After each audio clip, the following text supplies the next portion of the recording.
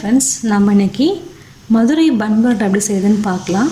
அதுக்கு நான் 1/2 கிலோ மைதா மாவு எடுத்திருக்கேன். ஒரு சின்ன கப்பில் பால் எடுத்திருக்கேன். காய்ச்சின பால் தான், காய்ச்சி ஆற வச்ச பால் தான்.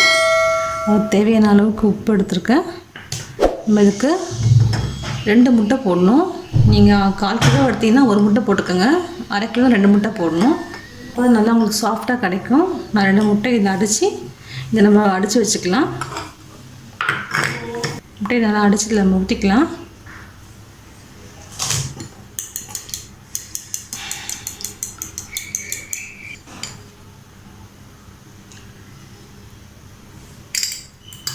நம்ம தேவையான உப்பு இதை ஆட் பண்ணிப்போம்.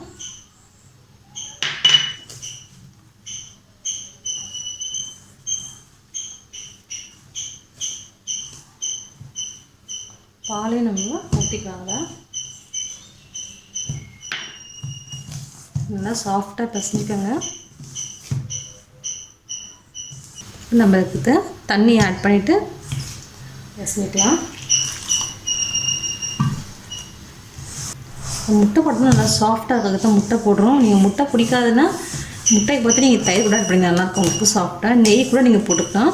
இந்த சாஃப்ட்னஸ்க்காக தான்.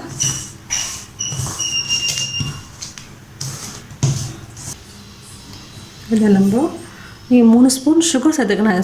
ஸ்டார்டிங்லேயே உங்களுக்கு காமிக்க மறந்துட்டேன். சுகர் ஆட் பண்ணிக்கிறேன். பவுடர் சுகர் வச்சுருக்கேன், அதையும் நான் போட்டுக்கிறேன். சுகர் கூட கொஞ்சம் டேஸ்ட் கொஞ்சம் நல்லாயிருக்கும், இனிப்பு டேஸ்ட்டு. முழுசாக இருக்க சுகரும் நீங்கள் போட்டு பிசைஞ்சிக்கலாம்.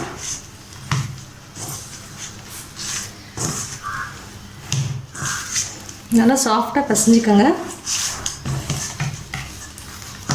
இந்த மாவு நல்லா பிசைஞ்சு எடுத்தாச்சு. நம்ம இருக்கனால இப்போது நல்லா எண்ணெய் தடவி வச்சிடணும். நிறைய எண்ணெய் நீங்கள் தடவணும், அப்போ தான் வறண்டு போகாமல் இருக்கும் உங்களுக்கு.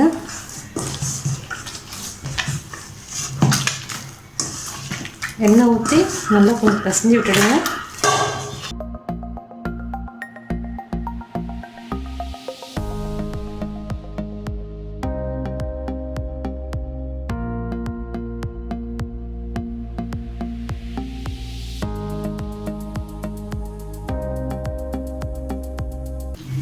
பாருங்க, நம்ம மாவு நல்லா ரெடி ஆகிடுச்சு.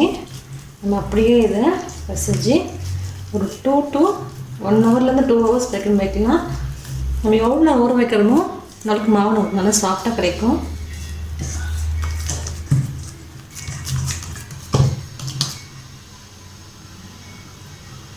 மேலே கொஞ்சம் எண்ணெய் தடவி வச்சுருவோம்.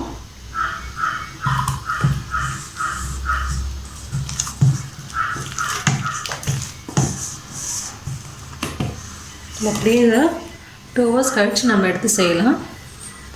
ஒரு மூடி போட்டு இல்லை டவல் போட்டு நீங்கள் மூடி வச்சுருங்க. 2 ஹவர்ஸ் பொறுத்து நம்ம செய்யலாம். நல்லா சாஃப்டாக இருக்கும். அப்போ தான் உங்களுக்கு பரோட்டா நல்லா சாஃப்டாக இருக்கும். பாருங்கள், நம்ம மாவு நல்லா சாஃப்டாகிடுச்சு. நம்ம அதை எடுத்து நல்லா பிசைஞ்சிக்கலாம்.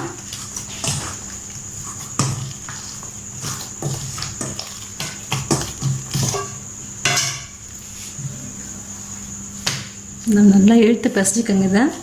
அப்போ தான் உங்களுக்கு நல்லா சாஃப்டாக கிடைக்கும்.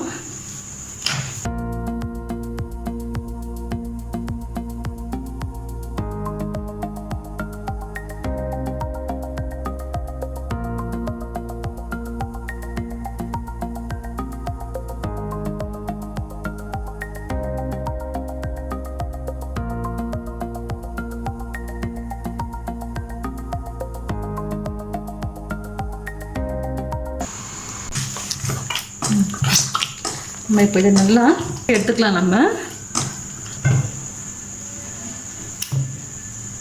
சின்ன சின்ன பால்ஸாக நம்ம எடுத்துப்போம்.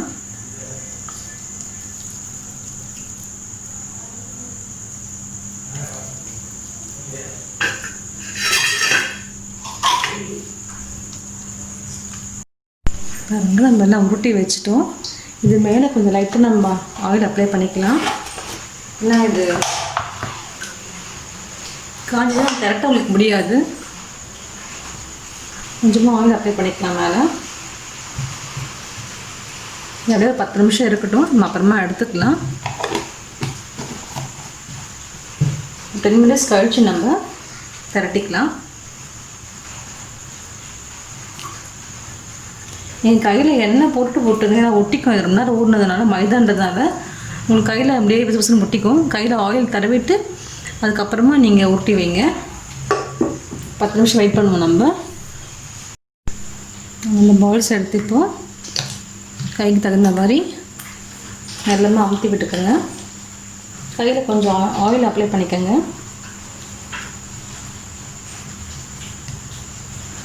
நல்லா மெலிசாக வைத்து விட்டுக்கோங்க. நம்ம நிறைய எண்ணெய் போட்டிருக்கோம், ஒன்றும் ஆகாது.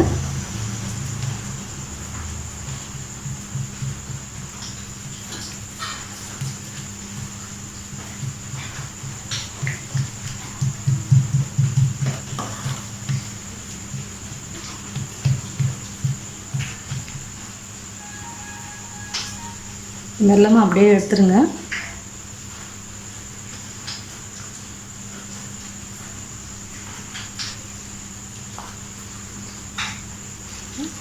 அப்படியே வச்சுருங்க. இதில் இந்த மாதிரி வச்சுருங்க. இதே மாதிரி நம்ம எல்லாத்தையும் ரெடி பண்ணிக்கலாம்.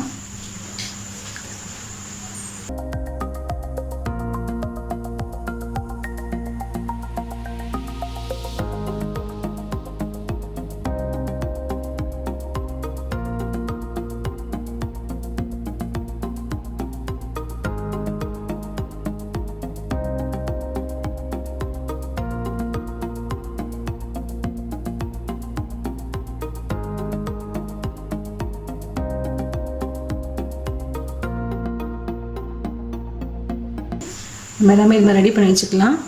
பாருங்கள், நம்ம நல்லா பிரட்டி வச்சதுலாம் நல்லா இதுவாகிடுச்சு. நல்லா உருட்டுறதுக்காட்டி ஃபுல்லாக நல்லா குண்டாக ஊதிடுச்சு. நம்ம இப்போ பொரிச்சு எடுத்துடலாம். நீங்கள் 10 மினிட்ஸ் கழிச்சு கூட பொரிக்கலாம், இல்லைனா இப்போயே கூட பொரிச்சு எடுத்துடலாம். நான் இப்போ இதை பொரிச்சு எடுத்துருவோம். பேனில் நான் எண்ணெய் ஊற்றி வச்சுருக்கேன். எண்ணெய் கொஞ்சம் காயட்டும்.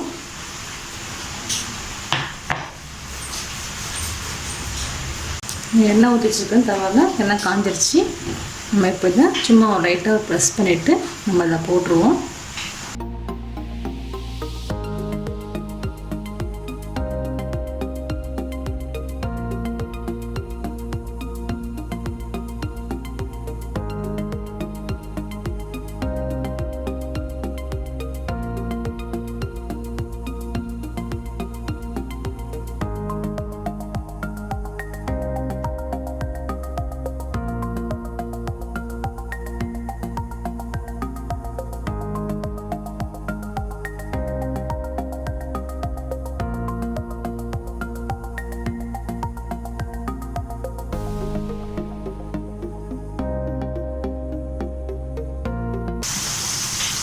திருப்பி போடலாம்.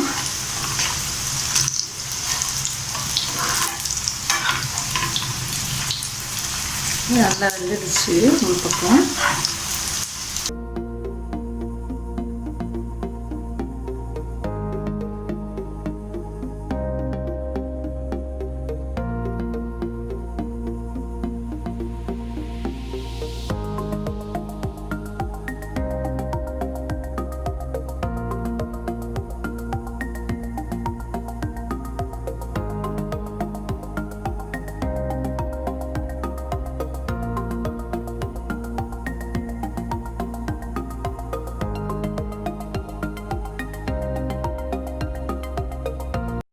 நம்ம பரோட்டாலாம் ரெடி ஆகிடுச்சு. நல்லா அந்த லேயராக வர ஆரம்பிச்சிச்சு நமக்கு.